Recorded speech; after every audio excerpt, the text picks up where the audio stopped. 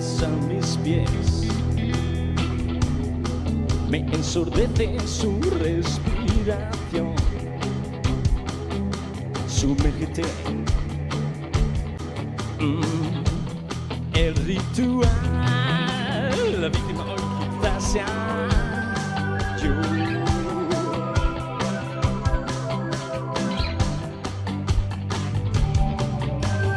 Yo te quiero devorar. Tú me quieres, tú me quieres, tú me quieres devorar.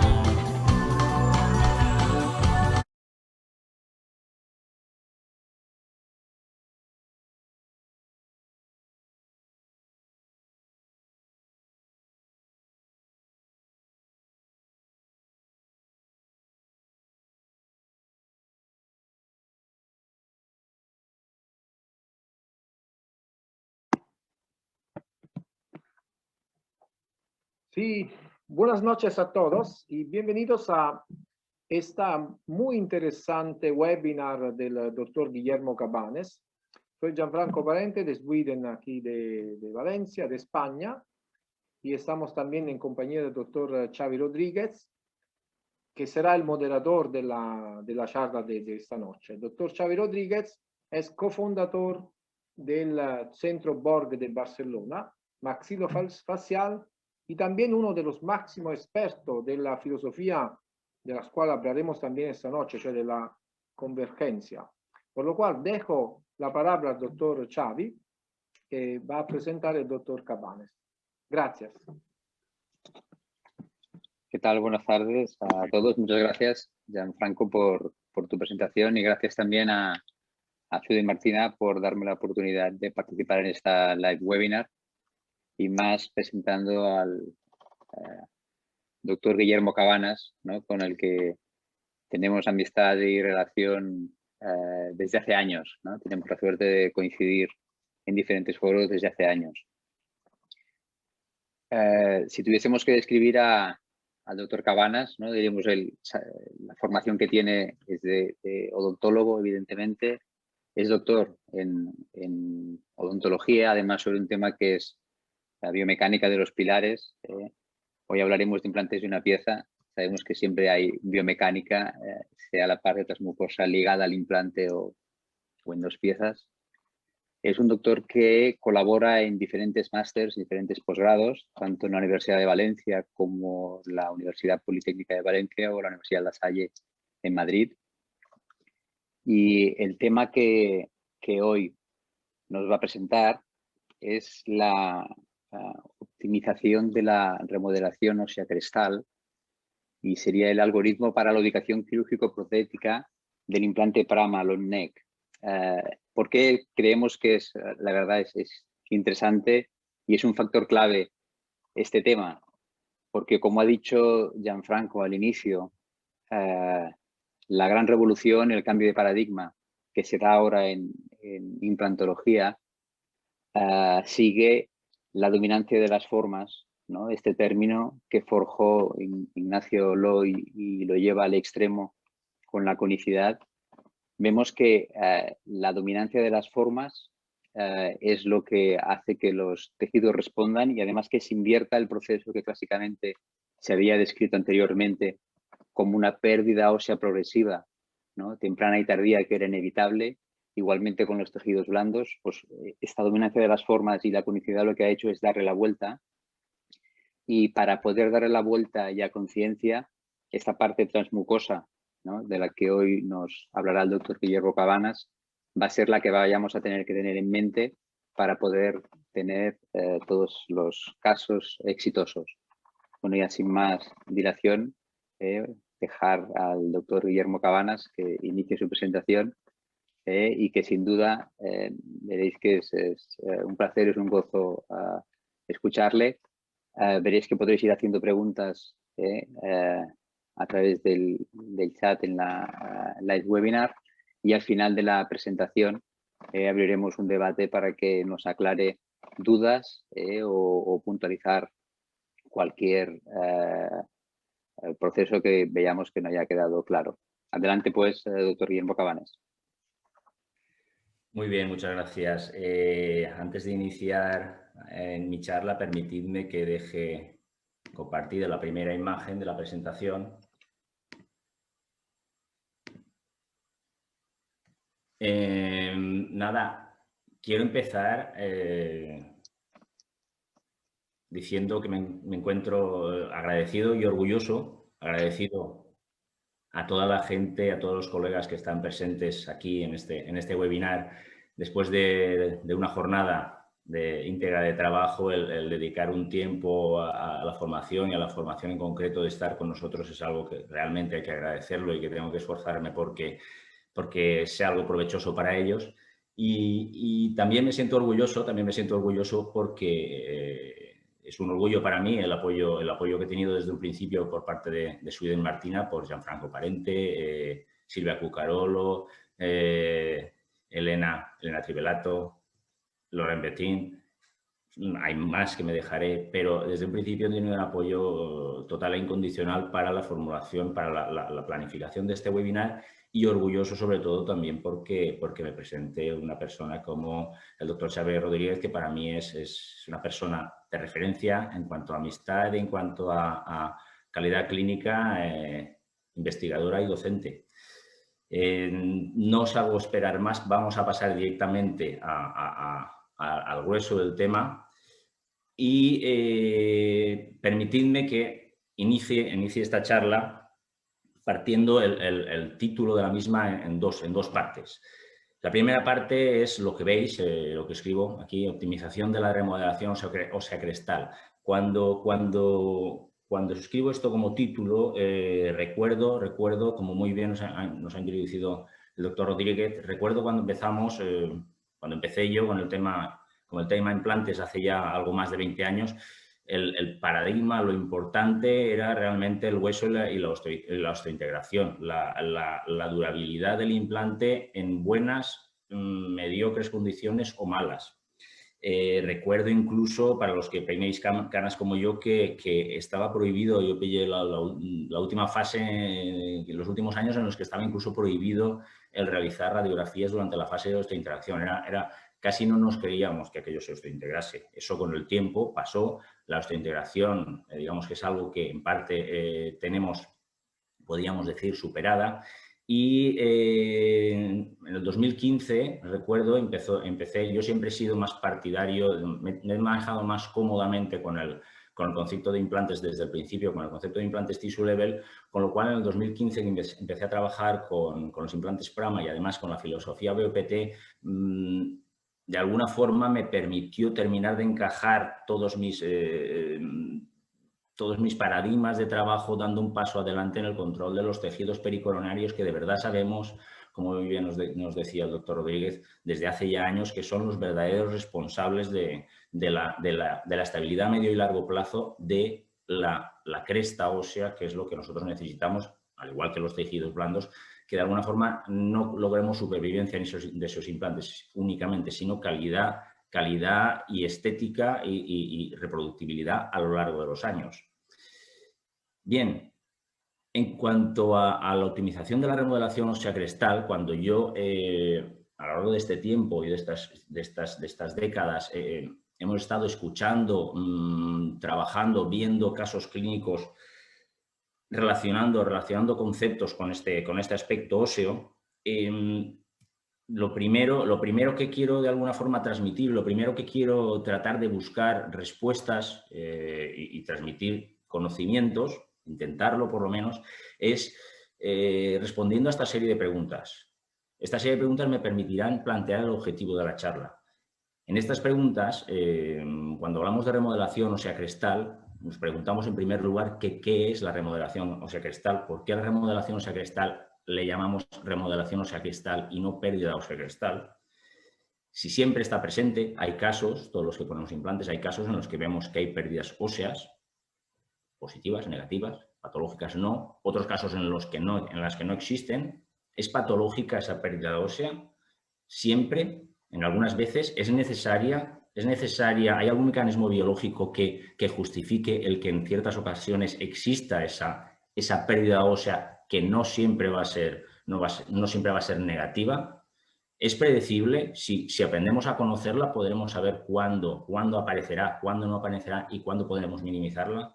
Pues bien, respondiendo a todas estas preguntas, tratando modestamente de responder, de dar respuesta a estas preguntas, es, como he planteado, el objetivo de esta charla.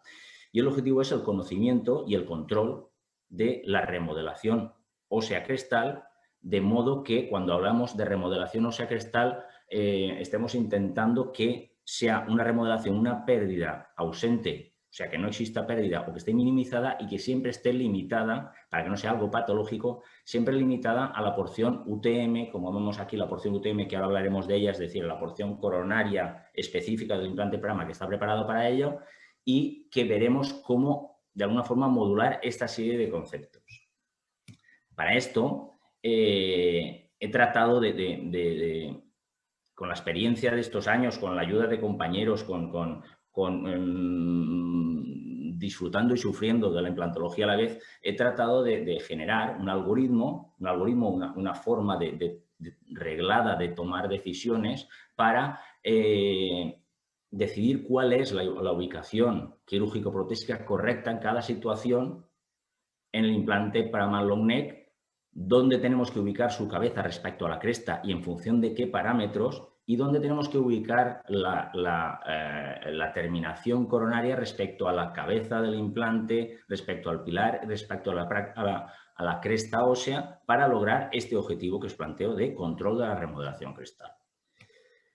También tengo que añadir que he centrado esta charla en el concepto de algoritmo para control crestal en el implante, en concreto en el implante Prama Long Neck. ¿Por qué?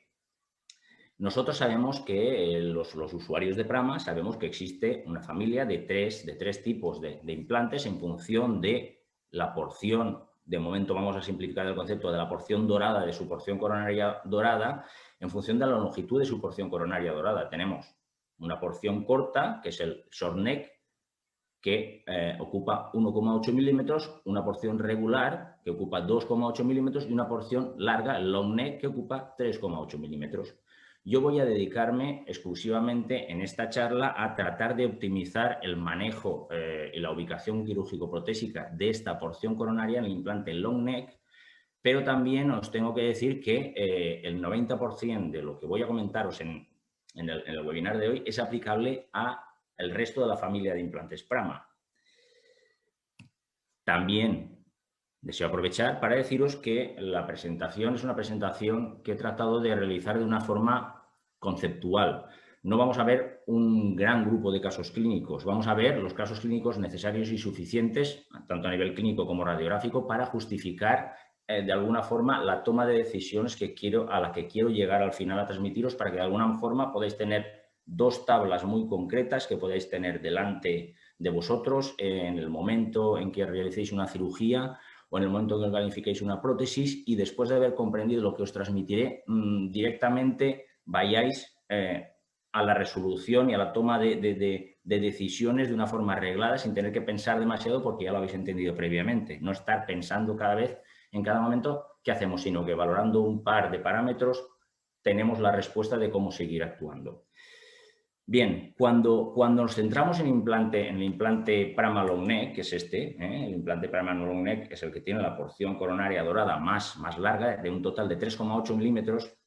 Esta porción coronaria es, en concreto, si vemos el implante, es un conjunto, tenemos dos, podríamos describirlo de una forma rápida, como dos porciones. Una, la porción que llamaríamos superficie CIRTI, que llama Sweden superficie CIRTI, que es la superficie que está optimizada para el contacto con el hueso. Es una superficie de titanio preparada específicamente a nivel de granulosidad, con un chorreado con perla de óxido de circonio y un posterior grabado con ácidos naturales, para generar una adecuada rugosidad en torno a 1,5 a 2 micras de rugosidad, que en múltiples estudios se ha demostrado que es la ideal para optimizar la actuación de los osteoblastos y lograr un máximo bone interface contact. Y por otro lado tenemos otra porción muy diferenciada y muy específica de este tipo de implante, que es la porción que llamamos superficie UTM, que está caracterizada básicamente por dos elementos. Una, por su conicidad, que muy bien el doctor Xavi Rodríguez es el que más sabe aquí sobre esto, su conicidad que nos ayuda ya de entrada a eliminar titanio y regalarle ese titanio que eliminamos a los tejidos mucosos de sellado perimplantarios, que son los verdaderos responsables del mantenimiento a medio y a largo plazo del hueso subyacente, al contrario de lo que ocurre con los implantes de morfología divergente que ocupan más espacio que en este caso nosotros le regalamos a los tejidos mucosos. Entonces esta superficie UTM, esta cabeza dorada, por un lado tiene una morfología troncocónica, una porción cilíndrica recta de 0,8 milímetros y el resto troncocónica convergente de 3 milímetros. En total mide 3,8 milímetros. Para cuando hablemos después en plan rápido práctico hablaremos de una cabeza de 4 milímetros. Y esta superficie UTM tiene la característica de que está desarrollada de una forma tal que nos permite que sea una superficie óptima para comportarse de forma adecuada tanto en contacto con el hueso como en contacto con los tejidos blandos. Posee una serie de microsurcos circulares. La superficie UTM es del inglés ultra-thin, mecanizado ultrafino. Es un mecanizado ultrafino circular que, por un lado, en contacto con los tejidos blandos, favorece la adaptabilidad de los fibroblastos, del conectivo, etcétera, para que los tejidos blandos sellen al máximo la posición sobre esa porción cónica que además impulsa hacia coronal por presión negativa a esos tejidos blandos que van a tender a crecer en vez de tender a retraerse. Y en segundo lugar tenemos la agradable curiosidad de que es perfectamente óptima para estar en contacto con el hueso. Y eso nos da una gran versatilidad en cuanto a la forma de colocarlo en función de determinados parámetros que os voy a plantear de forma pormenorizada a partir de ahora. Bien, si nosotros vemos a nivel histológico, como os presento aquí en este montaje que he preparado de una histología preparada sobre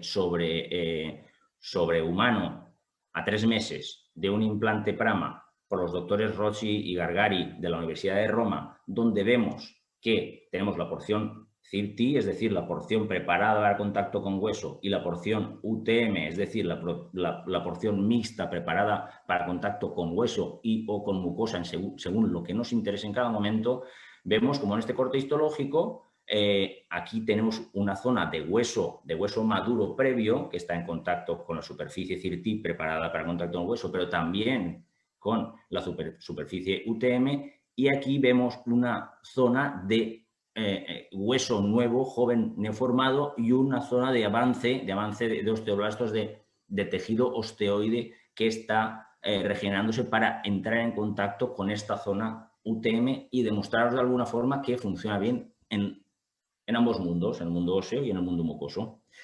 Esto me parece perfecto, pero un clínico como yo, y creo que también muchos de vosotros, os vais a quedar como más satisfechos viendo un caso clínico que lo demuestre. Entonces, este caso clínico es un caso que realicé en su momento y os explicaré el por qué. Es un caso en el que yo tenía una cresta estrecha, una cresta ósea muy estrecha, en la cual realicé una corticotomía para ensancharla, coloqué un implante Prama, y este implante Prama, al estar trabajando sobre una corticotomía y sobre un hueso de una densidad prácticamente de 4, quirúrgicamente tomé la decisión de sumergirlo mucho, de colocarlo con filosofía bone level para lograr estabilidad primaria y no tener un fracaso de su osteointegración. Así que eso es lo que hago, lo coloco a nivel bone level, conforme no suelo utilizar los implantes Prama porque los utilizo con filosofía tissue level, pero me permitirá demostraros lo que quiero que veáis. Después relleno el defecto, no suelo utilizar biomaterial, utilizo mucho membranas de PRF, y esta es la situación tras 6 meses. Lo que me interesa que veáis es esto: el hueso ha crecido, se ha ensanchado y ha cubierto por completo esta cabeza UTM, esta cabeza dorada del implante Prama, que tenía su tornillito de cierre, y yo me veo obligado a hacer una pequeña ostectomía circular para poder acceder, y esto era hueso, o sea, para poder acceder a la cabeza del implante Prama, dejar una porción cilíndrica que me permita conectar un pilar.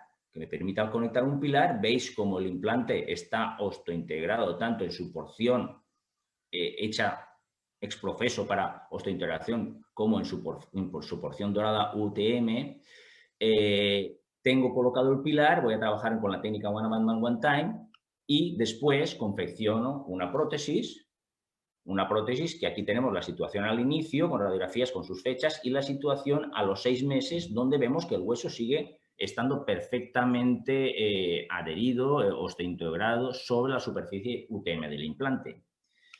La situación a los 12 meses nos muestra, si vemos en mayor tamaño, cómo toda la zona de cabeza dorada del implante Prama, que corresponde a esta superficie UTM, que habitualmente coexiste entre el mundo mucoso y entre el mundo óseo, si en alguna circunstancia, como este es el caso, porque necesitaba lograr estabilidad primaria, necesitamos sumergirla y que esté toda en contacto con el hueso, permanece en contacto con el hueso de una forma igual de bien osteointegrada que el resto del implante. Respecto a la corona que ferulizo, a la corona del diente posterior endodonciado, si me permitís, esto puede ser un tema interesante de conversación después en el momento del coloquio posterior y no quiero dedicar tiempo a esto para no alargar esta charla. ¿De acuerdo? Lo que me interesa es que veáis que esta superficie UTM está perfectamente osteointegrada. Cuando yo necesito que esté en contacto con el hueso, se va a comportar perfectamente. Cuando necesito que esté en contacto con los tejidos mucosos, se va a comportar mejor. Bien, por tanto, el objetivo, como os decía, de mi charla es presentaros un algoritmo de toma de decisiones para saber cómo y cuándo y de qué forma ubicar correctamente a nivel quirúrgico, a nivel protésico, la cabeza del implante Prama Long Neck para lograr el objetivo de obtener una remodelación crestal minimizada y sobre todo limitada a la porción UTM, a la cabeza dorada del implante Prama, que ahora sabemos lo que es y que sabemos que está capacitada para ello. Bien, por tanto, en este caso, que este es un caso estándar de dos implantes a nivel posterior, os muestro qué es lo que voy buscando conseguir y qué es lo que trato de que sea reproducible. En este caso, estoy colocando 2 implantes Prama Long Neck de 4,25 por 10 milímetros, creo. Lo estoy colocando, veis su cuello largo. Coloco un implante en la parte más mesial. Yo siempre lo suelo colocar de esta forma. Cada uno tiene su forma de trabajar quirúrgicamente. A mí me gusta tener un paralelismo muy perfecto y a no ser que trabaje con guías de cirugía guiada, lo que suelo hacer es que coloco un implante, después coloco un pilar de cicatrización largo y esto me sirve de guía de referencia para realizar el fresado posterior, de forma que al final tengo unos implantes muy bien paralizados y todo lo que sea bien paralizado en boca, en implantes y en dientes, todo lo que sea facilitar la vida a nuestro técnico de laboratorio, eso revierte en calidad, en mejora de calidad en el funcionamiento de la prótesis. O sea, no dudéis en dedicar tiempo a este tipo de menesteres.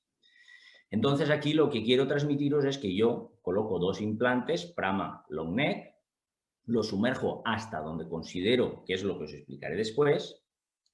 Están sumergidos, en este caso he sumergido la porción recta de la cabeza UTM y he dejado la porción hiperbólica afuera, suturo y a partir de ahora busco el objetivo de estabilizar la remodelación crestal, porque tengo dos momentos claves en los que esa remodelación crestal puede aparecer. El primer momento es durante la fase de osteointegración. Durante la fase de osteointegración porque estamos trabajando con implantes de una única fase, es decir, con implantes que dejamos expuestos ya con pilares de cicatrización desde la primera cirugía. Y eso lo que quiere decir es que desde la primera cirugía, aquí veis cómo está el día de la cirugía y veis cómo está el hueso al cabo de 2 meses, que en este caso ha ido todo genial y no hemos tenido ningún tipo de pérdida ni de remodelación ósea. Y en estos momentos lo que buscamos cuando hemos colocado un implante de una única fase con su pilar de cicatrización expuesto, lo que buscamos es que durante esa primera fase de osteointegración no tener ya una pérdida ósea. ¿Debido a qué? Debido a que inicialmente cuando nosotros tenemos un pilar de cicatrización que podríamos compararlo con un diente pequeñito, ya se está generando desde el principio un espacio biológico vertical alrededor de ese implante. Y ese espacio biológico vertical está compuesto, como todos muy bien sabemos, por un epitelio del surco, un epitelio de unión y un conectivo que mide aproximadamente 3 milímetros. Por eso, si nosotros tenemos una zona donde no exista ningún implante, nosotros tendremos solo 2 componentes. un epitelio y un conectivo, por supuesto debajo un periósteo. Pero cuando introducimos un implante en esa zona, al igual que si tuviésemos un diente, añadimos un componente más, que es un surco epitelial. Y ese surco necesita su espacio para sobrevivir. Y si ese espacio no lo tenemos en nuestro espesor de mucosa supracrestal, el organismo lo buscará a costa de reabsorber la zona de hueso colindante al implante para generar su estructura biológica. Es así de simple. Por tanto, en esa primera fase de osteointegración ya tenemos que saber qué es lo que tenemos que hacer para no empezar a tener pérdidas óseas crestales a ese nivel o que sean pérdidas óseas controladas. Y en la segunda fase, que es la fase de función, donde vamos a confeccionar nuestras prótesis y que es la fase que ya va a durar a medio y largo plazo, durante la segunda fase, minimizar también las alteraciones óseas que puedan ser debidas a incorrecciones en las prótesis. En este caso, nosotros tenemos los dos implantes colocados, los pilares pilares protésicos, colocamos las dos coronas a nivel posterior. Veis que yo he puesto una gota de anestesia porque yo utilizo una compresión controlada de los tejidos y al cabo de 18 meses, como tengo siempre una mejora, cuando tenemos encía adherida, tenemos siempre una mejora gracias a la técnica BOPT que nos ha enseñado el doctor Loy y el técnico Di Felice, tenemos una mejora del espesor mucoso como si estuviésemos haciendo, como muy bien dicen mis amigos los BOR, como si estuviésemos realizando un injerto conectivo en cámara lenta sobre ese paciente. Bien, este es el objetivo que perseguimos y este es el objetivo que perseguimos a nivel radiográfico, que desde el día de la colocación, como veis aquí con las fechas, hasta el cabo de 21 meses de la prótesis en funcionamiento, sigamos teniendo un hueso que no tenga alteraciones a nivel crestal. Entonces, tenemos que saber el porqué y el cómo de este tipo de alteraciones para tratar alguna forma de optimizarlas y de minimizarlas. Por tanto, para lograr este objetivo, que es el objetivo de control de la remodelación de la cresta ósea, una decisión muy importante que tenemos que tomar a nivel quirúrgico es cómo vamos a ubicar la posición crestal de la cabeza del implante Prama. Y esta es una ubicación que durante tiempo hemos estado todos pensando, analizando, hablando, dándole vueltas y de alguna forma yo me sentía con la necesidad de generar un planteamiento lo más lógico, lo más estructurado posible para tomar decisión en función a determinados parámetros y no dependiendo de la intuición de ese día, de lo inspirado que esté. Por tanto, cuando nosotros en este caso os muestro opciones que tenemos para llegar a la conclusión de qué es lo que tenemos que hacer. Este es un caso en el que en un mismo paciente he podido emplear, como veis, casi una especie de catálogo de ubicaciones distintas de la cabeza del implante Prama. Veis que tengo un implante de tipo sumergido, este Prama está sumergido, es decir, toda su cabeza, os pongo aquí la línea donde está el pilar de cicatrización para que veáis lo que corresponde a implante en sí. Este implante está sumergido en el hueso. El extremo opuesto sería un implante no sumergido, que sería este, donde tenemos toda la cabeza optimizada UTM dorada del implante fuera del hueso supracrestal, y después tenemos una opción intermedia que sería lo que llamaríamos un implante semisumergido, es decir, que no toda su hipérbole está enterrada en el hueso, como es este caso.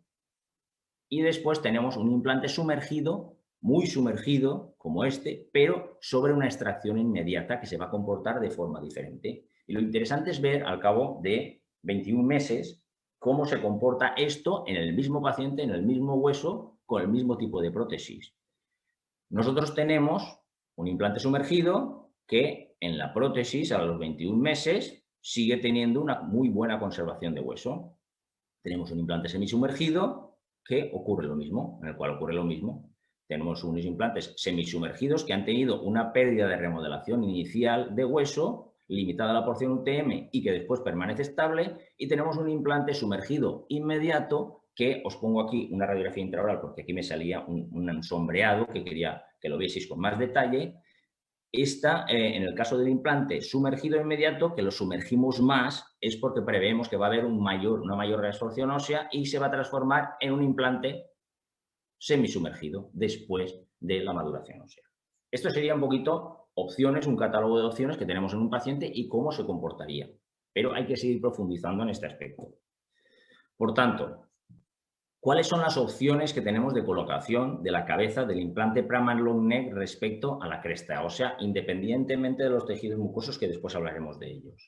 Bueno, pues tenemos una opción de colocación no sumergida, donde toda la cabeza del implante, toda la cabeza UTM, la cabeza dorada del implante, está supracrestal. Tenemos la opción diametralmente opuesta, que es la opción sumergida, donde toda la cabeza está infracrestal. Y después tenemos situaciones intermedias a las que le llamamos semisumergidas.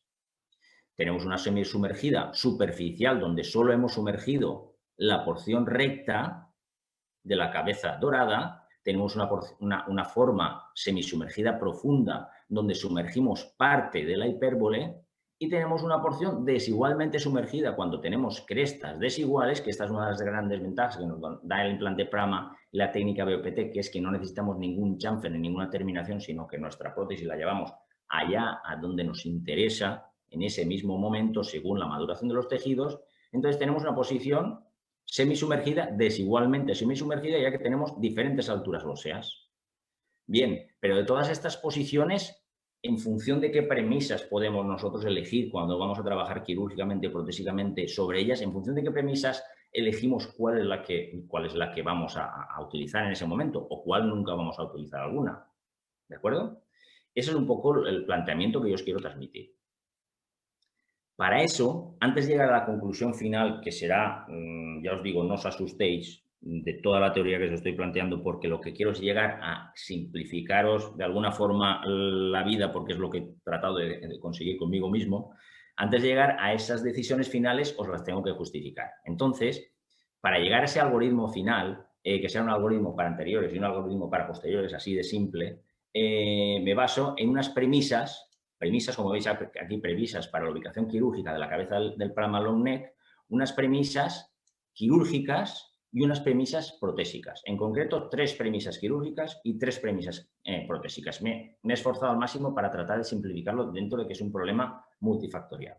Bien, dentro de las premisas quirúrgicas tenemos, en primer lugar, como veis aquí, que la porción UTM, como ya sabéis, la porción de la cabeza dorada está optimizada, como hemos visto y como os he demostrado histológicamente y con un caso clínico, está optimizada para el contacto tanto con el hueso como con la mucosa. Eso es una premisa que tenemos que tener en cuenta para utilizarla.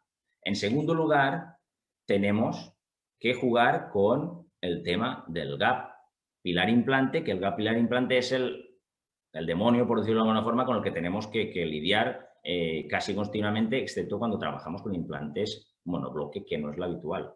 Y como os decía el doctor Xavier Rodríguez, es un tema al que le tengo especial cariño, porque mi tesis doctoral del año 2002 se basaba precisamente en ensayos biomecánicos y el análisis de esta unión implante-pilar.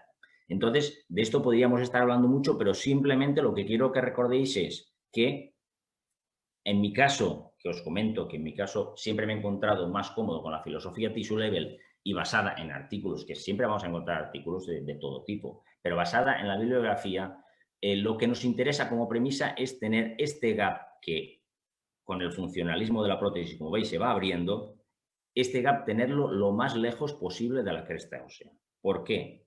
Porque este gap si tiene un desajuste, por sí va a acumular detritus, bacterias y va a generar una respuesta humoral inflamatoria que cuanto más cerca la tengamos del hueso, más va a afectarnos de una forma temprana a ese hueso de alrededor. En el caso os pongo aquí hay muchísimos artículos, pero pongo dos artículos un poco de referencia. El artículo de Piatelli del 2013, que es un artículo en el que hice un estudio en monos colocando en implantes supracrestales, yuxtacrestales e infracrestales, y viendo que siempre tenía más problemas con el gap cuando los implantes no estaban con el gap alejado del hueso. Hay otro artículo interesante de Hermann, en 2 artículos del 2001 y 2002, el cual hizo estudios en perros y colocó implantes que el interés que tenía es que colocaba implantes subcrestales que tenían diferentes tamaños de gap, diferentes tamaños de gap vertical como de gap de desajuste, diferentes tamaños. Y lo que veía era que en unos casos colocaba implantes con gaps de diferentes tamaños y en otros casos colocaba esos mismos gaps, pero soldando el pilar con el implante. De forma que lo que vio es algo muy curioso. Y lo que vio es que independientemente del tamaño del gap, lo que más afectaba para la pérdida ósea era la existencia de micromovimientos en ese gap. O sea, era casi más importante que la magnitud del gap la existencia de los micromovimientos. Y estos micromovimientos van a existir siempre y aunque nos presenten implantes muy bien estructurados y muy bien mecanizados y muy ajustados, no podemos estar nunca seguros de que en determinadas circunstancias de sobrecarga o por error nuestro, esos gaps se vayan abriendo y vayan generando un bombeo de bacterias hacia adentro y hacia afuera, acúmulo de bacterias que va a generar una pérdida ósea indeseable, que no será una remodelación, sino que será una pérdida ósea. Por tanto, segundo parámetro a tener en cuenta, segunda premisa, gap pilar implante lo más alejado posible de la cresta ósea cuando nuestro sistema implantológico nos lo permita. Tercer y último parámetro, premisa quirúrgica, es la premisa que nos muestra Linkevicius después de sus investigaciones de los últimos años y nos presenta muy bien en el libro que ha escrito como compendio de todo lo que ha estudiado en el 2019, donde nos habla de la importancia del espesor vertical del tejido blando, pero del tejido blando en concreto supracrestal. En esta imagen, que está tomada prestada de su libro, es una imagen muy ilustrativa donde él nos muestra que si nosotros tenemos una cresta ósea y una mucosa, esa mucosa tiene un determinado espesor vertical del tejido blando supracrestal que no está relacionado con el biotipo del tejido del espesor horizontal. O sea, algo que tenemos que tener claro es que nosotros podemos tener una cresta ósea anchísima, perfecta, y sin embargo tener una mucosa supracrestal, por ejemplo, muy fina, o podemos tener un buen biotipo mucoso a nivel vestibular y, sin embargo, tener una cresta mucosa supracrestal fina.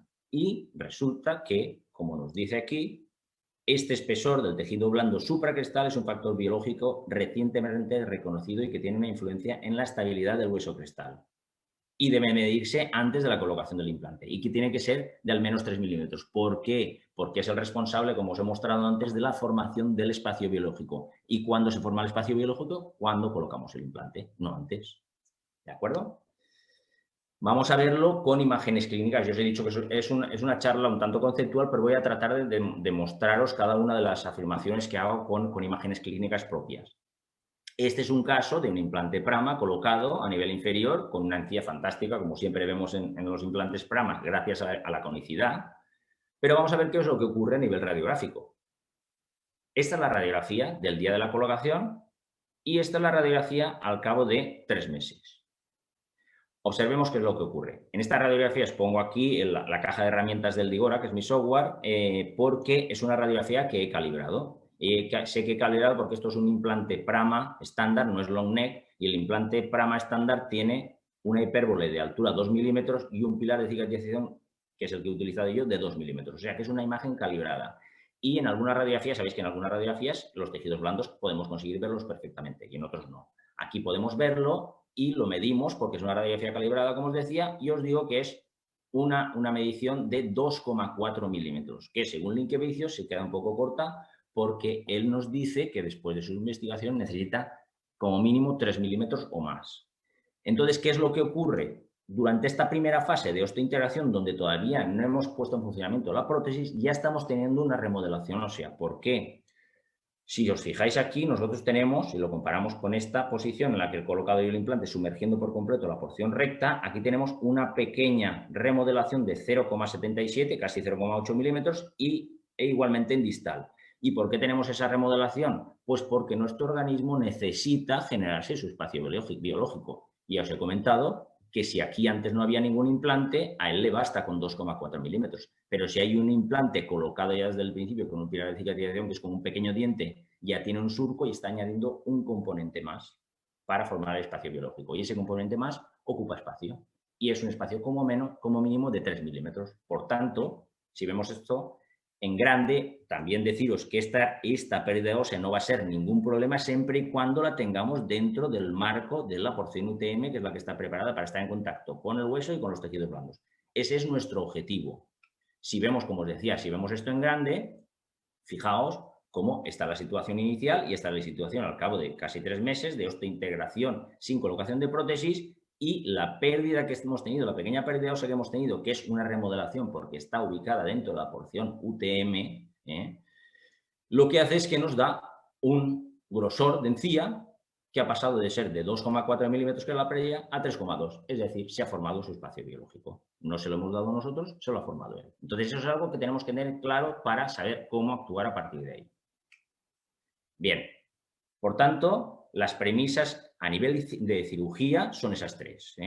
La porcina UTM está optimizada para estar en contacto con el hueso y con los tejidos blandos. El gap del pilar y el implante tenemos que tratar de alejarlo lo máximo posible de la cresta ósea, y el espesor vertical supracrestal es esencial para tomar decisiones y tiene que ser de por lo menos 3 milímetros.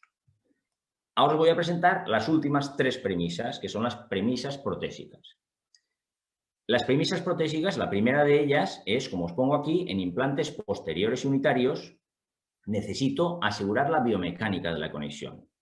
¿Y por qué necesito asegurar la biomecánica de la conexión? Porque en el implante Prama, como es un implante cónico y en el que hemos eliminado mucho, al darle conicidad, hemos eliminado mucho titanio para regalárselo a los tejidos, la conexión del implante Prama es una conexión no excesivamente potente, es una conexión de 3,3 milímetros de diámetro. Esa conexión de 3,3 milímetros, si no la cuidamos, a nivel posterior puede fracasar. Puede darnos problemas de aflojamiento o de fractura, y por eso siempre se recomienda a nivel de posteriores unitarios el cubrir total o parcialmente el gap de unión pilar-implante para aumentar significativamente la calidad biomecánica del sistema. En este caso, cubriríamos con esta prótesis totalmente el gap, como veis, y en este caso lo cubriríamos parcialmente.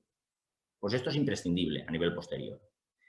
En segundo lugar, como segunda premisa protésica, os pongo que en los implantes anteriores ocurre todo lo contrario. En los implantes anteriores, como no tenemos tanta necesidad biomecánica como es en los posteriores, podemos permitirnos el lujo, y eso nos simplifica mucho, de no tener que cubrir el gap de unión pilar-implante. Entonces, no es necesario cubrir el gap de unión pilar-implante en los anteriores, pero tenemos que tener en cuenta, sobre todo en los Prama Long Neck, porque el concepto de Prama Long Neck es el que estoy aplicando. Ya os digo que es también el resto aplicable al resto de implantes Prama, pero la característica Long Neck me permite cubrir de una forma más sencilla estas premisas que estoy planteando. Pues como os decía, a nivel anterior, yo lo que intentaré es colocar la cabeza del implante Prama Long Neck siempre más que menos sumergida. O sea, no me interesa que esa cabeza del implante Prama quede supragingival, porque en el caso en que yo haya colocado un implante con una angulación incorrecta, no voy a poder compensarla a nivel protésico, dado que yo voy a trabajar única y exclusivamente sobre el pilar y no sobre la cabeza del implante como en implantes posteriores. Entonces, yo puedo compensar. Tengo dos tipos de pilares. Tengo pilares de 15 grados de compensación y tengo pilares de hasta 25 grados de compensación. A nivel anterior, si he tenido la precaución de sumergir más la cabeza de ese Prama, si tengo una mala planificación, que no debería tenerla, pero a todos nos ocurre, si tengo una mala planificación de ubicación del implante, en este caso yo podré compensarla perfectamente porque mi corona va a ajustar sobre mi pilar, pero en este caso en que la cabeza esté demasiado supragingival no voy a poder compensarla y me va a quedar la típica corona con un desajuste en silla de montar. Entonces, a nivel anterior no tenemos que cubrir el gap pilar-implante, no es necesario. Si queremos hacerlo, lo podemos hacer, pero no es necesario porque no tenemos tantas necesidades biomecánicas como a nivel posterior, pero tenemos que evitar que la cabeza del Prama Long Neck nos quede excesivamente supragingival. Y como tercera y última premisa protésica, lo que os planteo es que tenemos que tener en cuenta que el margen coronario de nuestra restauración debe estar como máximo 1 o 1,5 milímetros subgingival, no más. ¿Por qué? Porque si está más subgingival de ese máximo de 1,5 milímetros, que mejor si es 1, nos puede provocar una pérdida crestal debido a un exceso de compresión mucosa que se trasladará en compresión ósea o a una dificultad en la eliminación correcta del cemento si queremos hacer una prótesis cementada. Respecto a esta tercera premisa protésica, me gustaría ampliarla un poquito para que lo entendáis, porque realmente lo que buscamos es simplemente la traslación de los conceptos del BOPT sobre el diente al BOPT sobre el implante.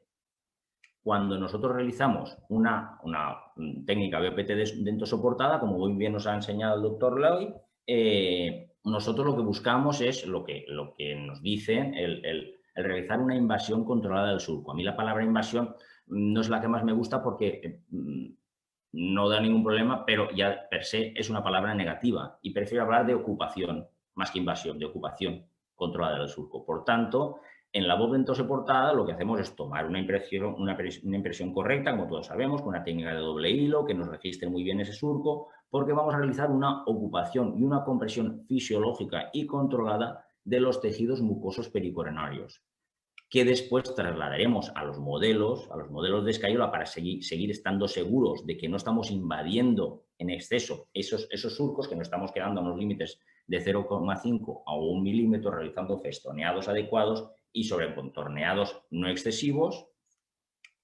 para lograr confeccionar una corona como esta, que es una corona de circonio con un recubrimiento de feldespática, y poder conseguir resultados como estos que veis, el caso de antes, una mordida cruzada que hemos podido transformar en una situación perfectamente normal solo con la morfología de la corona, que como veis ha producido un gran cambio, y gracias a, lo que os digo, a una ocupación y una compresión controlada de los tejidos mucosos preimplantarios. Pues eso exactamente, que es lo que nos han enseñado en la técnica BOT, eso es exactamente lo que tratamos de trasladar a la técnica BOPT en implantes. Bien, después de plantear estas premisas, vamos a pasar ya a tomar decisiones. Para tomar decisiones nos vamos a guiar simplemente de dos parámetros para tomar decisiones en cuanto a la ubicación de esa cabeza del implante. Esos dos parámetros van a ser, por un lado, la medición del espesor vertical de la mucosa supracrestal, que hemos dicho que lo ideal es que sea 3 milímetros, como nos describe Linkevicius. Esa medición la vamos a realizar, como veis aquí, con este asterisco, mediante una sonda periodontal milimetrada y antes de despegar el colgajo lingual. Es la forma más correcta y más fiable de que sea algo reproducible y que podamos hacerlo todos igual de la misma forma. Por tanto, nosotros cuando vamos a colocar un implante, hacemos nuestro colgajo, como consideremos que debamos diseñarlo, despegamos la porción vestibular, pero la porción palatina, o lingual, no la despegamos y aprovechamos antes de despegarla para medir esta altura de encía. Si es de menos de 3 milímetros, ya sabemos que podemos tener algún problema porque nos estamos quedando cortos para la formación del posterior espacio biológico. Y la segunda referencia que vamos a tomar cuando os hable de dónde ubicar la cabeza del prama, la segunda referencia que vamos a tomar es siempre la zona crestal ósea más apical o desfavorable. Es decir, este implante prama para mí es un implante en el que he colocado sumergida la porción plana, solo la porción plana. Esta. ¿Por qué? Porque estoy tomando como ubicación la porción apical más desfavorable, para que nos podamos después entender y lo hagamos todos igual cuando os presente el algoritmo. La porción más desfavorable o más apical a nivel óseo es esta, pues a este nivel he colocado el implante prama, que es un implante prama en el cual he sumergido la porción recta. El sumergir la porción recta aquí implica que después en otras zonas del implante puede haber parte de la porción hiperbólica sumergida. Pero la referencia que tomaremos, si no es una cresta completamente plana, recordad que siempre va a ser la más desfavorable. Bien, llegados a este punto, ahora ya os puedo justificar cuál es la decisión que vamos a tomar en el caso de prama long neck en anteriores y prama long neck en posteriores. En el caso de anteriores me quedan 10 minutos y termino. En el caso de prama long neck en anteriores, lo que vamos a hacer es, tenemos que tener en cuenta, como os he dicho antes, que tenemos un menor requerimiento biomecánico, por lo tanto no es necesario cubrir el gap, es decir, nuestra corona no necesita cubrir el gap pilar implante porque tenemos menos biomecánica activa en nuestro sector anterior. Y, en segundo lugar, la cabeza del prama, como os había contado, no tenemos que colocarla excesivamente supragingival, como os muestro aquí, no por colocarla excesivamente supragingival, porque de ese modo no podremos compensar angulaciones incorrectas de implantes, sobre todo a nivel anterior. ¿De acuerdo? Por tanto, lo que vamos a decidir simplemente a nivel anterior es que si tenemos una encía de menos de 4 milímetros o de más de 4 milímetros, si tenemos una encía de menos de 4 milímetros, vamos a sumergir parcialmente, como os pongo aquí, vamos a dejar la hipérbole parcialmente subcrestal. La hipérbole parcialmente subcrestal y vamos a colocar la corona de forma que no cubra el gap de unión pilar implante para no comprimir los tejidos más allá de 0,5 milímetros. Estas imágenes están hechas a escala, con lo cual coincide cada una de las medidas. Si la mucosa es más gruesa, lo que haremos es que en vez de colocar la hipérbole parcialmente sumergida, solo vamos a sumergir la parte plana para de esta forma poder colocar la corona sin llegar a cubrir el gap, pero que no sea una corona que quede muy sumergida, que quede igualmente a 0,5 o 1 milímetro de compresión de tejidos blandos. Para eso necesitamos en encías gruesas solo sumergir esta porción, la porción recta. Y teóricamente no vamos a tener ninguna remodelación porque tenemos encía de sobras para que el cuerpo genere su espacio biológico vertical sin echar mano de la eliminación de hueso periimplantario. Esto a nivel de anteriores. A nivel de posteriores es un poquito, hay unos cuantos datos más, porque hay más posibilidades, pero al final he tratado de simplificarlo al máximo. A nivel de posteriores vamos a partir de la base de una encía estándar aceptable, que sería la encía de 3 milímetros, la que nos dice el Linkevicius, que a partir de 3 milímetros o algo más no tenemos teóricamente problemas de remodelación porque el organismo busque montar su espacio biológico. Bien, en este caso, perdón, disculpadme un segundo, que a nivel de anteriores os justifico esto con un pequeño caso clínico. Os he dicho que a nivel de anteriores, si os fijáis, vamos a sumergir más la cabeza del prama para poder colocar un pilar. En este caso necesitamos colocar un pilar angulado y así poder corregir perfectamente la emergencia de la corona. Veis que en este caso hemos colocado prácticamente toda la hipérbole sumergida, de manera que solo vamos a trabajar sobre el pilar y podemos corregir angulaciones sin ningún tipo de complicación. Esto a nivel de anteriores, disculpadme, porque eso me faltaba enseñaroslo. A nivel de posteriores, cuando nosotros trabajamos con un espesor de encía de 3 milímetros, lo que vamos a realizar es una colocación de la cabeza del prama sumergiendo la porción recta. ¿Por qué? Porque al sumergir la porción recta vamos a cubrir, en posteriores hemos dicho que es necesario por biomecánica cubrir el gap de unión pilar-implante, vamos a poder cubrir el gap de unión pilar-implante entre 0,5 o 1 milímetro, que es suficiente para que biomecánicamente nos dé la resistencia que necesitamos, y ello nos va a permitir que la corona solo comprima 0,5 o 1 milímetros. ¿De acuerdo? Este sería el caso que os voy a mostrar. Y aquí lo que quiero que tengáis claro es la referencia que os explicaba respecto a dónde tomamos, cuando tomamos estas decisiones, dónde tomamos la ubicación ósea, para todos hacerlo igual. Cuando nosotros tenemos una encía, como es este el caso, una encía de 3 milímetros de altura mucosa supracrestal, hemos dicho que sumergimos la porción recta de la cabeza del prama. ¿Dónde la sumergimos? En la zona ósea más desfavorable. ¿Cuál es la zona ósea más desfavorable? Aquí, esta. Entonces, aquí hemos sumergido solo la porción recta de la cabeza del prama. Eso quiere decir que a este nivel que tenemos más hueso, se ha sumergido parte de la hipérbole. No ocurre nada. El algoritmo habla de sumergir la porción recta en la zona más desfavorable ósea. A este nivel inferior, que colocamos dos implantes, ¿qué referencia tenemos que tomar? Si es el mismo espesor de encía de 3 milímetros, vamos a sumergir la porción recta de la cabeza del prama. ¿Pero dónde? En la porción ósea más desfavorable. ¿Qué es en este caso cuál? La interproximal. A nivel vestibular y a nivel lingual, el hueso es más alto. A nivel interproximal tenemos un pequeño valle óseo. Entonces, aquí es donde yo sumerjo mi porción recta. Y eso quiere decir que en el resto puede quedar sumergida parte de la hipérbole, ¿de acuerdo? Esta es la forma de que todos hablemos el mismo idioma y tomemos las mismas decisiones para poder conseguir resultados predecibles. Y tened en cuenta que esto lo tenéis que hacer así y os lo tenéis que anotar porque después en la radiografía esto no lo vais a ver tal cual, Lo veréis parecido, pero no vais a ver exactamente lo que es. Esta radiografía simplemente os servirá para ver que después la remodelación ósea es mínima o despreciable. Pero no os va a dar idea exactamente de dónde estaba esto, que lo tenéis que decidir vosotros en el momento de la cirugía.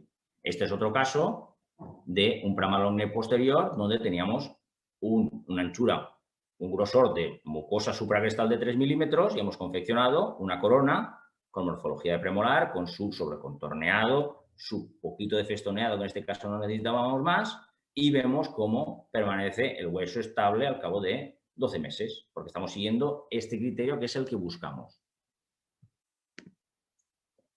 Bien, en posteriores hemos visto qué es lo que haríamos en el caso de 3 milímetros. Ahora nos vamos al caso de tener más grosor de encía, al caso de tener 4 milímetros de encía o 5 milímetros, que son encías que vamos a ver menos, pero que pueden existir. En estos casos, como tenemos encía suficiente para que el organismo no tenga que generar su espacio biológico a costa de reabsorber el hueso, vamos a dejar la porción recta supracrestal. ¿Por qué? Porque eso nos permitirá no comprimir en exceso con la corona, ya que tenemos que cubrir el gap. Si yo sumergiese con 4 o 5 milímetros de grosor de encía, si sumergiese la cabeza del prama, igual que en el caso de 3, esta corona, para cubrir parte del gap y darnos una buena biomecánica, estaría metiéndose más en la encía de lo necesario. En el caso 5, veis cómo cubre, para solo cubrir 0,5 milímetros de gap, nos tenemos que ir a comprimir 1,5 milímetros la encía. ¿De acuerdo? Entonces, esta parte es importante. En el extremo opuesto, si en vez de 3 milímetros, que es lo ideal, tenemos 2, como muy bien nos dice, nos indica Linkevicius, vamos a tener una remodelación ósea porque el organismo necesita buscar su espacio biológico para el surco que le falta una vez añadimos el implante. Entonces, ¿qué opciones tenemos? Tenemos 2 opciones. Una, esta, sumergir parcialmente la hipérbole para que cuando se produzca la remodelación ósea esperada sea una remodelación y no una pérdida ósea, y es una remodelación porque quedará ubicada dentro de la porción UTM, la porción dorada del prama, que está preparada para estar en contacto con el tejido blando. Es decir, nosotros sumergiremos parte de la hipérbole, habrá una pequeña remodelación buscando el organismo tener sus 3 milímetros y esa remodelación nos quedará con el hueso dentro de la cabeza dorada del prama. ¿Algún problema? Ninguno. O, si queremos, podemos realizar la misma ubicación que el implante de 3, es decir, sumergir el cuello recto porque vamos a colocar en la parte superior un injerto conectivo. En este caso, si sumergimos más el implante y colocamos un injerto conectivo, nos podemos ir al problema de tener un exceso de encía que nos obliga a comprimir demasiado. Por tanto, en el caso de colocar un injerto conectivo, lo manejaremos como un implante de 3, sumergiendo solo la porción recta. ¿De acuerdo? Con esto hemos terminado. Esto es lo que tenemos que decidir para anteriores y posteriores. 2 detalles más y terminamos. Bien, hay dos casos en concreto que hacen que nosotros tengamos que modificar nuestros algoritmos.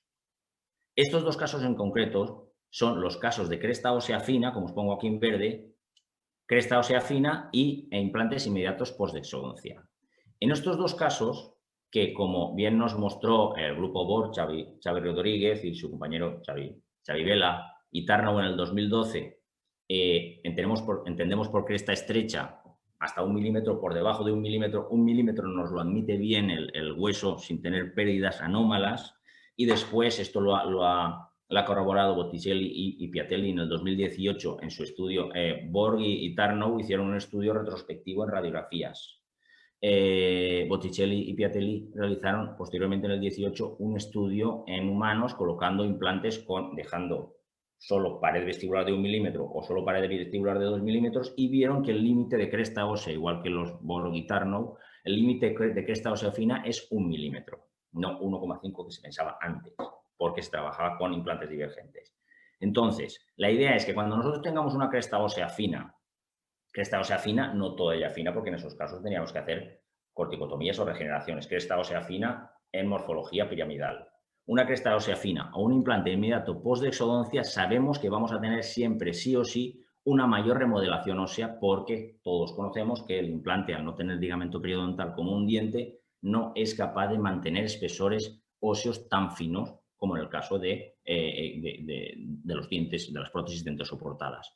Entonces, en estos casos de cresta ósea fina, de menos de 1 milímetro y de implante inmediato post-exodoncia, vamos a esperar siempre una mayor remodelación ósea, independiente del espesor mucoso supracrestal, porque ya no dependerá del espacio biológico, dependerá de la irrigación que puede llegar a esa cresta estrecha.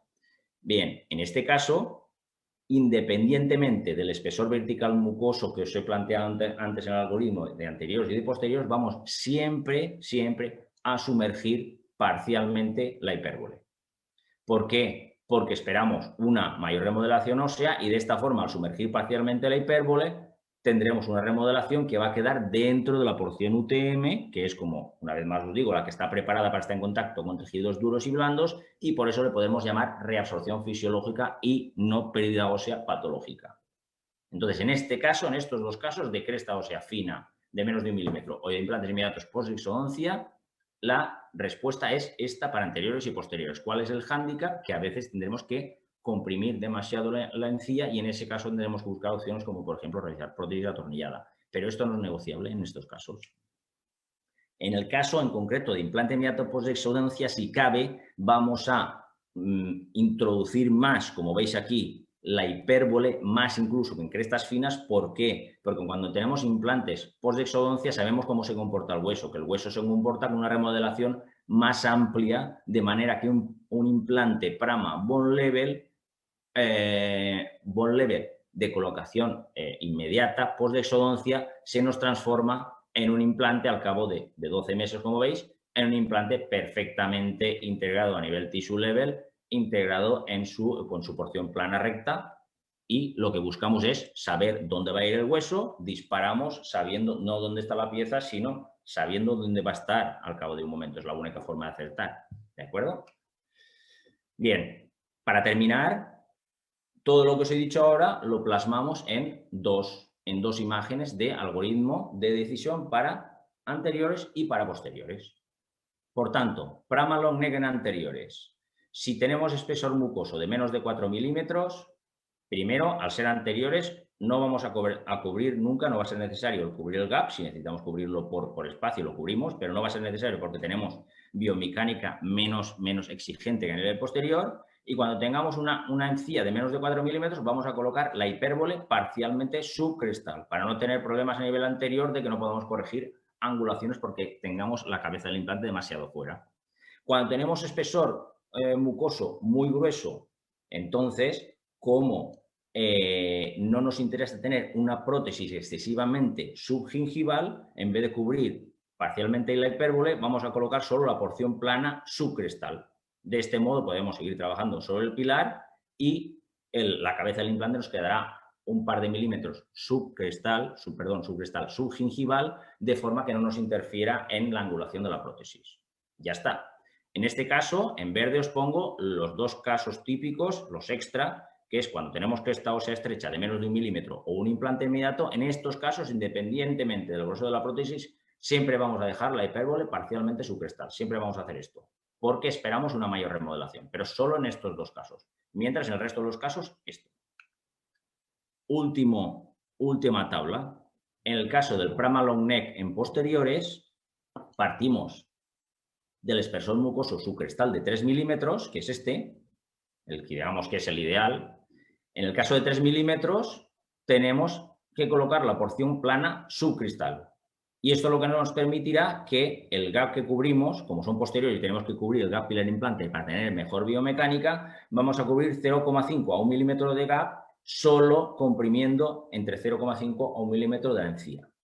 Si nos vamos al caso opuesto de 2 milímetros de tener muy poca encía, cuando tenemos muy poca encía, lo que sabemos es que vamos a cubrir, fijaos, hipérbole parcialmente subcrestal. Vamos a sumergir más porque sabemos que aquí se va a crear una remodelación ósea dentro de la porción UTM para generar el cuerpo sus 3 milímetros. Vamos a sumergir un poco más la hipérbole. Y en el caso extremo de menos de 2 milímetros, vamos a sumergir igualmente más la hipérbole o vamos a colocar un injerto de conectivo dejando la porción recta subcrestal porque pasamos a la situación de 3 milímetros. Podemos tomar esas decisiones. Si tenemos encía gruesa de 4 o 5 milímetros, que son estos el caso, tanto en 4 como en 5 milímetros, ¿qué hacemos? Dejamos la porción recta, porción plana, la porción plana de la hipérbole supracrestal. ¿Y esto por qué? Porque tenemos encía suficiente para que el espacio biológico no se cree a costa de robarle espacio al hueso reabsorbiéndolo, y porque nos interesa no sumergir demasiado para que después no estemos obligados a que nuestra corona comprima demasiado la encía. ¿De acuerdo? Y en el caso extremo de más de 6 milímetros, lo que hacemos es no calentarnos la cabeza. En la primera cirugía vamos a adelgazar la mucosa, punto. Y entonces pasamos a alguno de estos casos. Y el asterisco de cuando tengamos cresta estrecha de menos de 1 milímetro de anchura o implante inmediato, siempre vamos a sumergir parcialmente la hipérbole, así, independientemente del grosor mucoso, porque vamos a tener reabsorción debida no al espesor mucoso, sino a la cresta estrecha. Termino explicándoos simplemente lo que quieren decir estos dos asteriscos en el caso de encía gruesa de 5 milímetros. Estos dos asteriscos significan que cuando tenemos Prama long neck en posteriores con 5 milímetros, cuando tenemos 5 milímetros, si nosotros queremos evitar el problema de comprimir demasiado la encía, solo lo podemos hacer sin cubrir la hipérbole, es decir, 0 milímetros de cobertura protésica del gap, sin cubrir el gap de unión pilar implante, solo en aquellos casos en que tengamos el implante ferurizado con otros implantes. O sea, a nivel posterior, cuando tengamos exceso de encía,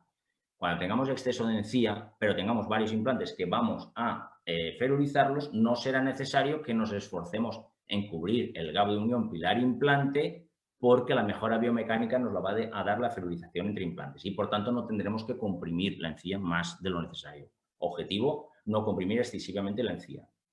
Y en el caso de que sean unitarios, con encía gruesa, entonces sí que nos vemos obligados a comprimir, si queremos cubrir el gap pilar-implante, a comprimir hasta 1,5 milímetros el margen de la corona, a comprimir la encía más de lo que desearíamos, con lo cual el problema principal puede ser la eliminación del cemento en caso que realicemos prótesis cementada. Por tanto, en estos casos de que vamos a cubrir más, vamos a comprimir más la encía de lo deseado, es preferible utilizar prótesis atornillada por la dificultad, como os decía, de la remoción de los restos de cemento que pueden generar mucositis o perimplantitis.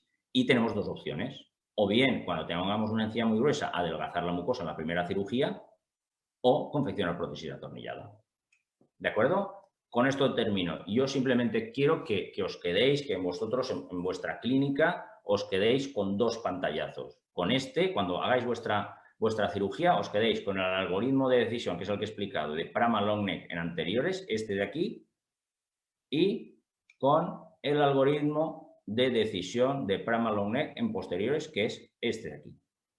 Simplemente. Ahora lo tenéis justificado el porqué. Después yo, una vez lo he justificado, ya no voy a pensar cada vez en qué es lo que haré, sino que simplemente me dirigiré a ver el espesor de encía y qué es lo que tengo que hacer a nivel de ubicación crestal. ¿De acuerdo? Y bueno, hasta aquí termino. Muchísimas gracias por vuestra atención. Pienso que os he transmitido todo lo que deseaba para lograr el objetivo de aproximarme a controlar al máximo esos tejidos mucosos y esos tejidos óseos de soporte. Y bueno, a partir de aquí pienso que lo importante de verdad es que charlemos y intercambiemos conocimientos y dudas y experiencias. ¿De acuerdo? Muchísimas gracias a todos y nada, quedo a vuestra disposición para lo que queráis. Muchas gracias, doctor Cabanas, por tu exposición. La verdad es que, como siempre, cuando lo presentas y con todas estas premisas, yo creo que casi no da esa opción recovecos de dudas, ¿no? Aún así, me gustaría comentarte, ¿no? Hacer ciertas preguntas.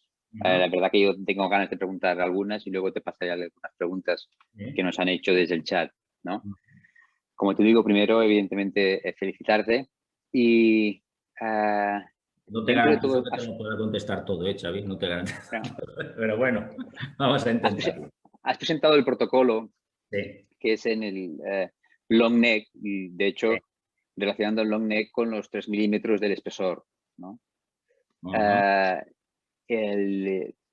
También podrías, o en la práctica habitual, cuando te planteas colocar el implante, los implantes regular neck o incluso el cuello corto, cabría también la posibilidad de utilizarlos en algunas de los casos en los que tuvieses menor espesor y obtener igualmente una respuesta que fuese adecuada con el remodelado, o te costaría más.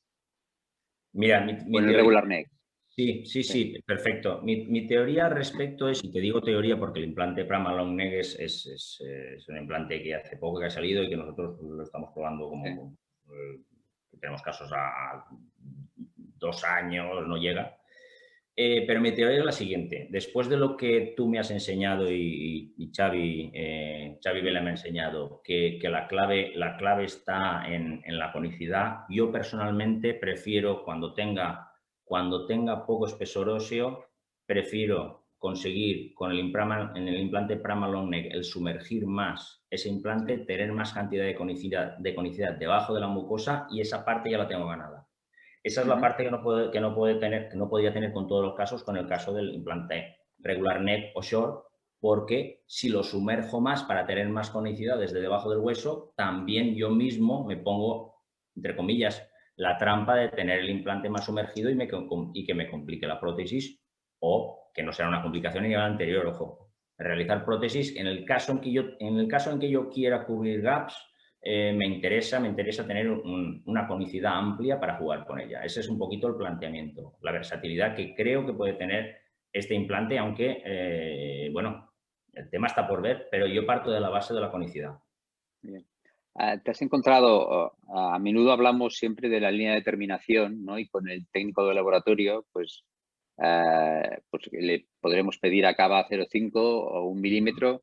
En tu caso, se lo pides específicamente conforme le tomas las impresiones o lo escaneas y le dices acábalo a 0,5, acábalo de forma regular o irregular. Aquí este criterio, yo sé que tú dominas muchísimo la prótesis, que eres un apasionado de la prótesis y debe ser una pesadilla para tu técnico que le llames, estoy seguro, porque lo dominas, lo trabajas, ¿no? ¿Cómo le comentas? ¿Cómo le pasas a él? ¿Cómo le dices? ¿Cómo debe acabar la prótesis? Te explico. Yo he llegado a la conclusión de que la parte, el que mi técnico no me odie de alguna forma, o que no sude cada vez que vea mi teléfono, es entregarle la primera parte de los planos, del arquitecto, entregárselos ya como hechos. Y por eso tú que me conoces sabes que muchas veces yo mismo me preparo las emergencias sobre los modelos de mi propia clínica o marco en los escaneados, marco exactamente dónde quiero los márgenes y cuándo quiero profundizar. Pero la clave de todo está en... Todos sabemos que la prótesis Bob, sin que el odontólogo lo entienda, no funciona, pero sin que el técnico no lo entienda, funciona menos. Entonces, la clave está en que cada uno tiene que buscar su forma de comunicarse con su laboratorio y, en mi caso concreto, la forma de tiene que comunicarme con mi laboratorio, mi experiencia con implantes, no me meto en dientes para no liar la respuesta, pero mi experiencia con implantes es que el sobrecontorneado y el festoneado es esencial y que tenemos que transmitírselo de alguna forma al protésico y realmente yo creo que los que debemos transmitirlo somos nosotros. No me convence que el protésico reciba un modelo mío y sea él el que decida exactamente dónde va a comprimir más o dónde va a comprimir menos, siempre y cuando no nos dediquemos a enviarme pruebas, yo probarlas, recortar, etc. Entonces, como yo lo que intento es optimizar y adelantar el máximo número de visitas, a mí lo que me va muy bien es saber, cuando yo tengo un implante que lo escaneo, tomo un molde, viendo la depresibilidad de esa encía, viendo la radiografía, la cantidad de espacio biológico que tengo, yo sé dónde me interesa comprimir más y dónde me interesa comprimir menos. ¿Cuál es la forma más sencilla que he conseguido de comunicarme con el protésico? Es decirle, mira, yo te dibujo el contorno del margen cervical, que no voy a decir perfil crítico para que no te cabrees, no voy a decir, ¿no? El margen cervical del diente, ese se lo dibujo yo, por supuesto. Después el protésico hará sus pequeñas modificaciones, como siempre, por supuesto. Pero yo le marco el perfil cervical y le digo, para comunicarme muy sencillamente con él, le digo, con números positivos o negativos, en vestibular, vete a 0. 0 quiere decir que en vestibular quiero que la corona la haga justo a ras del gap de unión pilar implante. En interproximal, vete a -1. Quiere decir que quiero que se quede 1 milímetro por encima del gap. Y a palatino, vete a -0,5. Es decir, le marco los 4 puntos cardinales de la circunferencia, diciéndole dónde quiero que me cubra un poquito el gap o donde quiero que no me lo cubra para lograr el contorno sobre el implante. Y después, como yo le he dibujado el margen circular del perfil de la corona, desde el contorno del implante que le he marcado yo hasta el margen, él que me cree la la pista de despegue BOPT. Es un poco la forma más lógica que he encontrado para que una vez me envía pruebas o me envía pruebas de plástico o pruebas de bizcocho tenga que retocar lo menos posible y nos hayamos entendido. Eso es lo que he visto ahora que me resulta más factible. En todos los casos veo que la plataforma del implante es subgingival, ¿no? Que es una referencia clínica muy directa, ¿no? Prácticamente lo que es la plataforma. Sí, no. Yo estoy encantado con los casos en los que el Prama Long Neck, si te fijas, y si no te lo pondré ahora, en un caso que os he presentado en premolar, estoy encantado cuando el gap de unión pilar-implante, si me permite te lo enseño, me queda supragingival. Estoy encantadísimo. Porque al quedarme supragingival me facilita mucho todos los procedimientos de laboratorio. Aquí, mira, lo enseño un segundo y sobre este os lo comento. Mira, en este caso. Aquí, ¿ves dónde está el gap de unión pilar-implante? Esto para mí es un implante monobloque, porque yo sé que mi corona va a venir aquí y va a comprimir un poco más. Fíjate lo que comprimimos. Este es el día de la colocación, Entonces, este es el caso ideal para mí cuando queda así, estando el hueso estable, porque me permite trabajar de una forma súper cómoda con aditamentos. Cuando yo enrosco algo, lo estoy viendo directamente. No tengo que hacer ninguna radiografía de control de si ese aditamento está bien atornillado. Si enrosco aditamentos digitales o enrosco aditamentos analógicos para toma de impresión, tampoco tengo que hacer radiografías de control. Por eso, lo que os decía al principio, que la filosofía tissue level, yo me he acostumbrado mucho a trabajar con filosofía tissue level y me resulta muy cómoda. Entonces, el Prama Long Neck me permite esto. Si hay casos en que esto está fuera, perfecto. Pero la única pega que tiene esta es que yo antes he tenido que calentarme mucho la cabeza en hacer un eje protésico perfecto. Que tocaría, ¿no? Siempre que se trabaja como cuando uno construye una casa, ¿no? Buscas que las columnas... Si me das a elegir, yo con tener la cabeza del Prama a ras de encía me conformo. Porque como sé que voy a comprimir un poco, no necesito tener ni subgingival, a ras de encía. Porque siempre vamos a comprimir, porque si te das cuenta, cuando nosotros tenemos pilares de cicatrización, en todos los implantes Prama, cuando tenemos la encía cicatrizada, tenemos encía más baja de lo que la teníamos antes y en los dientes colaterales. Con lo cual, siempre vamos a tener que subir hacia arriba más coronal, ¿no? La cortina. Más coronal. Sí. De hecho, en tu experiencia tú lo ves que los tejidos, o sea, la capacidad que tiene la conicidad sobre los tejidos es que estimula el engrosamiento y la migración coronal con el paso del tiempo. Siempre. La conicidad, a ver, si quisiésemos decirlo muy en detalle, para mí la conicidad, lo que hace puro y duro la conicidad es lo que vemos en la fase de osteointegración. Cuando no tenemos una corona, solo dependemos de la conicidad. Cuando tenemos un pilar de cicatrización, estamos viendo qué es lo que hace la conicidad. La conicidad lo que hace es llevarnos hacia coronal los tejidos. ¿Y cuándo conseguimos el engrosamiento? Cuando modulamos esa conicidad con la emergencia BOPT de la prótesis, básicamente. Viendo la respuesta de los tejidos, y tanto en remodelado óseo como en tejidos blandos, y siempre es arriesgado comentarlo, pero yo creo que vale la pena el decirlo. ¿Crees que la conicidad, este diseño de implante, puede ayudar a minimizar los casos de preimplantitis? Que es un poco la lacra que tenemos, ese 20% más o menos de complicaciones por preimplantitis. Que además tú eres un experto en tratar estos temas. El tema de preimplantitis, lo cierto es que la respuesta es sí, pero también la respuesta es que, bajo mi experiencia, en la preimplantitis hay cosas que todavía se nos escapan. Y no sé decirte cuáles. Hay cosas que nos se nos escapan y dentro de 5 años o 10 años nos estaremos muriendo de la risa diciendo lo que se nos escapaba, seguramente. Entonces, evidentemente, cuando yo tengo una mucosa como esta, de este espesor, de este grosor y de esta calidad de sellado, pues estoy muchísimo más tranquilo que cuando tengo un surco abierto, que por ejemplo a la hora de manipularlo, de enroscar cosas, de cementar, es un surco que está deseando que se meta todo ahí dentro. Entonces, realmente la primera fase de la preimplantitis, que es la prevención a nivel de diseño implantológico y a nivel protésico, la tenemos cubierta. Y a partir de ahí ya nos quedan todas las vertientes de preimplantitis que ya dependen muchas veces pues, del paciente, de la biología, de la biomecánica, de cosas que se nos saltan, pero ciertamente yo sí estoy trabajando con este tipo de implantes porque de entrada yo dejo una buena estructura, una buena base de la casa y a partir de ahí es, pues como todo, cuidar nuestra casa. Sí. Mira, hay uno de los oyentes que quiere un poco como una aclaración. Sí. Comentabas y has presentado los resultados histológicos y tú lo ves radiológicos, ¿no?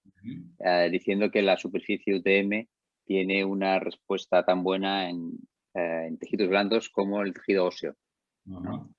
Entonces, lo que se pregunta este doctor es si esto quiere decir, ¿no?, que puede tener cierto grado de rugosidad la UTM y si de esta manera uno se puede quedar tranquilo pensando que UTM no va a tener una capacidad para retener bacterias por una rugosidad, ¿no? Versus la capacidad que tiene de, como has comentado tú, Claro. bueno, generar el hueso por aposición, que de hecho todos sabemos que el titanio lo que es un material bioinerte, ¿no? No, Sí. no es una superficie bioactiva en este caso, ni un material bioactivo. Claro, mira, aprovecho para mostrarte una imagen porque lo que hay que tener en cuenta es que las imágenes que a veces mostramos son imágenes representativas, imágenes pictóricas como para exagerar lo que hay. Si la rugosidad fuese como la que dibujamos en las imágenes simuladas, pues posiblemente esa rugosidad sería igual de problemática que la rugosidad de las microespiras de los implantes Astra, que nos ha llevado al borde de la locura. Entonces, permíteme que te enseñe esto, porque es que lo hice casualmente el otro día. Fijaos, y aquí lo veréis enseguida. Mirad, esta imagen es una imagen de Sweden, de la web de Sweden. Esta es la microrobusidad UTM para que sea entendida como es, que son microespiras circulares. Y ahora te voy a mostrar a continuación una imagen tomada simplemente con mi teléfono móvil de cómo es un implante de verdad. Es cierto que está un poquito toqueteado, pero para que la gente sea consciente de cómo es esa rugosidad. Esta es la rugosidad. ¿Lo veis? Esta es la rugosidad. Esto es la superficie CIRTI. Esto está un poquito feucho porque es un implante usado para toquetearlo, para hacer cosas, pero por favor, sí que me parece súper importante lo que me pregunta este compañero, porque lo que quiero es que os quedéis con la imagen de esta rugosidad, ¿eh? Esa es la rugosidad real. O sea, es una micro rugosidad. Es una rugosidad casi equivalente a casi porque no tiene una textura homogénea, casi equivalente a la microrugosidad que existía en los implantes mecanizados iniciales de Brånemark, aunque no era una microrugosidad circular, creciente, ascendiente, como es esta, una microrugosidad muy reglada. Pero quedaos con esta imagen. Esta es la imagen real, ¿eh? La imagen del resto de microrugosidades que habéis visto no son imágenes reales. Son imágenes ficticias para que la gente entienda lo que es de verdad. Pero esta es la realidad del implante Prama. De hecho, yo sí comparto todo lo que dices y si pudiese añadir un poco también en mi experiencia con el implante Prama, la tranquilidad para mí es total dejar la parte de UTM transmucosa porque las características que se potencian, ¿no?, más que hablar de rugosidad, como que son los microsurcos y hablamos de lo que es el contact guidance, ¿no?, la guía de contacto, y que principalmente actúa sobre los fibroblastos y que evidentemente ha de ser bueno también para un osteoblasto en su momento. Y precisamente la mecanotransducción, ¿no?, es lo que, bueno, es una cosa muy curiosa, ¿no? Es el único animal, ¿no?, que no tiene bacterias en la piel, ¿no?, en la superficie, es el tiburón, ¿no? Y no tiene bacterias gracias a estos pequeños surcos, ¿no?, de mecanotransducción que lo que hacen es tener un flujo laminar, ¿no? Yo no sé si podremos evitar la perimplantitis mediante este tipo de tratamientos, pero sí que yo creo que el crecimiento de los tejidos y migración hacia coronal, que hace también el mismo efecto que las superficies descamativas, ¿no? Que va alejando todas las bacterias de lo que sería la interfaz ósea, sin duda va a ayudar, ¿no? Sobradamente. Me gustaría quizá ya, por último, otra pregunta, y es si crees que afecta también el hecho de colocar un implante, o sea, implantes adyacentes, mejor, peor respuesta, implante dientes, si el diente ayuda a proteger, estabiliza también ese tejido perimplantario. ¿Has visto también radiológicamente una mejor respuesta? Sí, Porque bueno, esto es lo que sucede de forma estándar, supongo que es lo mismo con... habitualmente todos sabemos que el colocar un implante junto a un diente siempre nos permite conservar más una porción mayor de papila simplemente por ligamento periodontal que tiene el propio diente, que conserva más espesor de hueso. Pero lo que sí que nos, y eso ocurre con todos los implantes, pero lo que sí que nos permite este implante, porque no deja de ser un implante, esta superficie hiperbólica no deja de ser un modo de plataforma modificada, y de eso tú eres el que más sabes, sí que lo que nos permite es, cuando necesitamos acercarnos más a un diente, acercarnos con más seguridad de dos formas. Una, gracias a la superficie hiperbólica, que es como una plataforma modificada, y otra, sumergiendo más, y entonces vamos a tener, entre el implante y el diente, vamos a tener una mayor superficie mucosa de protección de tejido. No vamos a tener una papila estrangulada, por decirlo de alguna forma. Muy bien. Pues, bueno, yo no quiero tomar ya, no queremos tomar más de tu tiempo, ¿no? Queremos agradecer realmente la exposición y tu disponibilidad, como siempre. Y nos doy paso a Gianfranco Parente, si quieres decir algo. La verdad que hemos disfrutado mucho de toda la exposición. Gracias. Quiero agradecer a los dos, para Guillermo, para la fantástica charla, y sobre todo ha sido muy, muy didáctica, y espero que el tiempo, todo lo que has dicho, podemos también transformarlo en algo clínico y de artículos, de otras cosas. Y gracias también a Xavi, porque siempre es un personaje que añade muchísimos más a cualquier cosa. Entonces, buenas noches a todos y nos vemos pronto por otras charlas.